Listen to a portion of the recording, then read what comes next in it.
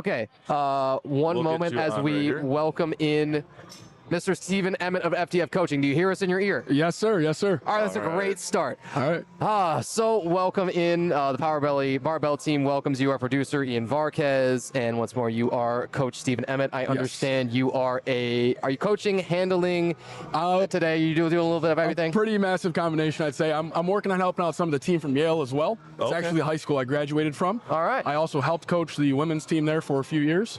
And today I'm handling the Yale Powerlifting's head coach today in his meet, Joe Vieth. I see. Oh, wow, Yes. That's amazing. Now tell us a little bit about your background and how you got into powerlifting.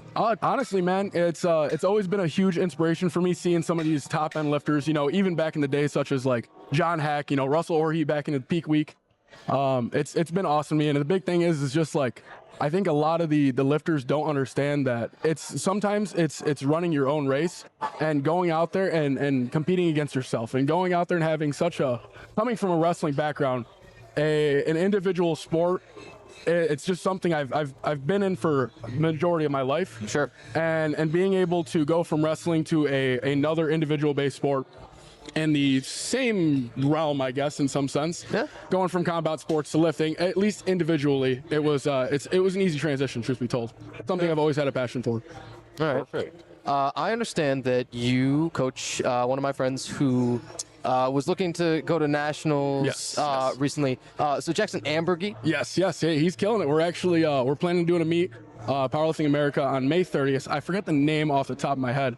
That's going to be over at DMG, right? Yes, I believe so. And truth be told, I mean, training's been looking fantastic. So I have zero doubt that we can show up on that day, take a chip PR on all 3 attempts across squat, bench, and deadlift. And I'm very excited, truthfully. I'm very much looking forward to it. That's incredible. And I also understand you're a competitor. Yes. Do you know what's next for yourself as a competitor?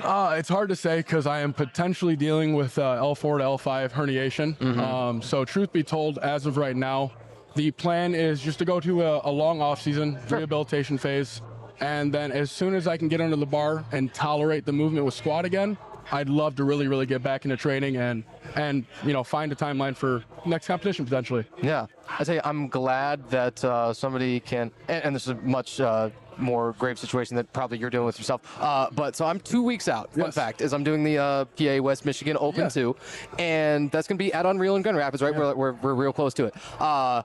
Yesterday, right, I'm warming up and second warm-up set for an SBD session to just get some touches in with my peaking session. What do you know, but my back catches on fire. Yeah.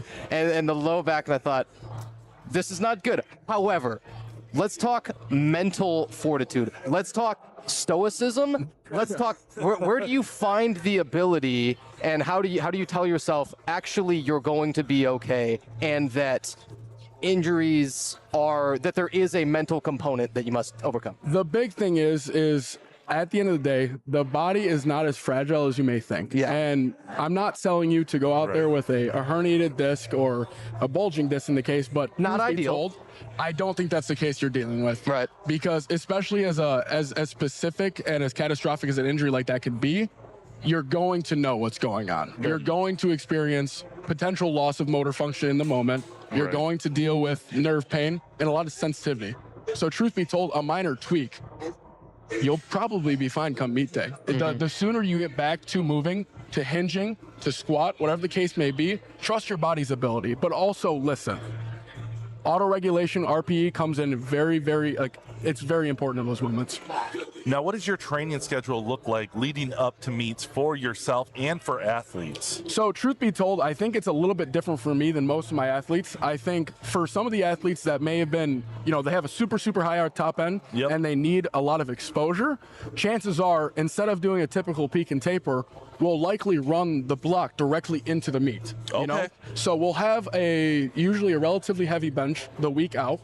We'll typically have 3 bench exposures a week of, with being about 5 kilo to 7.5 kilo below top end for that last bench exposure. Yep. And Heaviest squat and deadlift. When? How? Tell me about that. it depends. So for me, I don't worry about hitting a specific number in training, right? It's more about being able to find that specific level of intensity rather than a specific number. Right. And truth be told, the numbers in training don't matter.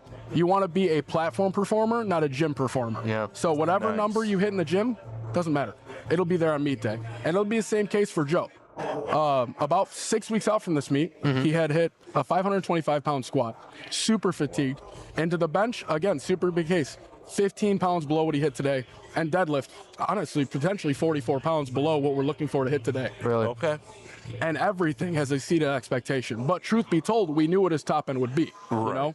So I think the peaking looks a little bit different for everybody. Yeah. Some people can afford to run the block directly into the meet and have heavy exposures, but truth be told, usually a week out, I'm touching maybe a hair over an opener. Yeah. You know? Okay. So it's not a lot in a sense. So Very interesting. That's good stuff to know. Well, so you're writing your program right now, am, aren't you, I Justin? am. Right? Well, we've you're interviewed making a few notes in your coaches. spreadsheets. Yeah, because, you know, I'm getting into weightlifting. This is very new to me. So I am taking every little bit and piece I can Yeah, absolutely. to start from the beginning. You know, now, truth be told, you know, I've got a bar and I'm putting 25s on it, you know, just because I want to get the form right. Absolutely. And work up from there. So that is what I am focusing on, especially with, you know, those squats, is getting the hinging down, which we talked about. Yes.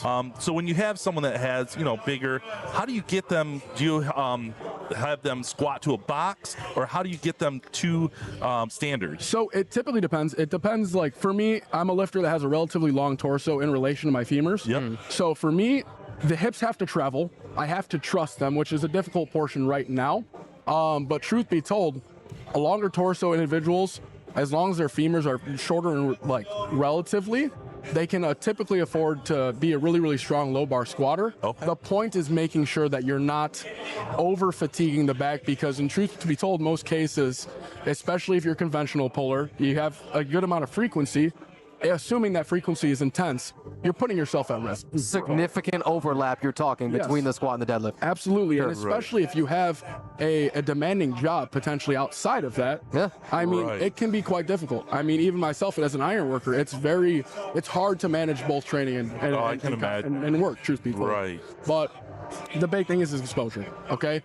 It doesn't have to be intense. Just give yourself the opportunity to learn the movement pattern. And honestly, look into biomechanics in general, okay? Yep. Learn how the body moves and become aware of how it moves, you know? Very nice. Now, when you're out coaching, what's one cue that you give to your athletes, you know, in like, let's say squat? Yeah. What's the cue that you give to them that they know, okay, coach is telling me what to do? I would say 90% of my athletes, truth be told, I get them ready to run through a wall, right? Yeah. Especially going into that squat, right? Yeah. Especially a third attempt. But the big thing is, you have to be able to take that energy and be able to hone it in, okay? Yes. If you take that 540-pound squat that Joe hit today, Yep. and he takes it out there, he's not thinking, he's unracking super hard, super aggressively. That whip is going to destroy not only his walkout, but potentially the squat if he doesn't take the time to settle, okay? The big thing is move on your own terms. You have a full minute, okay? Yeah. Take the time. That's That's some it. great advice. Of course, thank you. Great advice. So, you got anything else there? You Any other know, questions? I recently became aware, because just talking to Jackson in the gym, right? yeah. Jackson's my good gym buddy. Yeah. And I heard that SDF, Yes. it stands for something. Was it Steve Does Fitness? Yeah, I decided to keep that name back because it was like a callback, you know, to Okay. that's what my original YouTube channel and all social medias were called. All so right. I wanted to keep, I didn't care for the name anymore, but I wanted to keep the memories of some sense. I It's didn't wanna where let you go. came from. Yes, yes. And you got to remember where you came from. Absolutely. Absolutely. So we're going to be getting ready to watch the deadlift here. Is there any, you know, last words, any last things you want to share, shout outs that you want to give out to everybody? Well, truth be told, to anybody watching this live stream, I just want to say that powerlifting is an accessible sport to anybody. There needs to not be any specific number. You don't need to be strong enough. You're coming out here and competing against yourself. And regardless of whether there's 20 kilo, 25 kilo on the bar, or 250, truth be told, just come out here and do it for yourself with no expectation. Because chances are you're placing them on yourself, not others. That is incredible advice. It's that individual sport, but push yourself to be better. Absolutely. Well, it's been a pleasure, Thank you. Coach. Thanks for joining us. Thank you very much for having me, Yeah, guys. thanks so much. Appreciate it. We look forward to seeing you coach your guys. Thank you. All right. We're going for a big deadlift, so we'll be having some fun. Amazing. So we're getting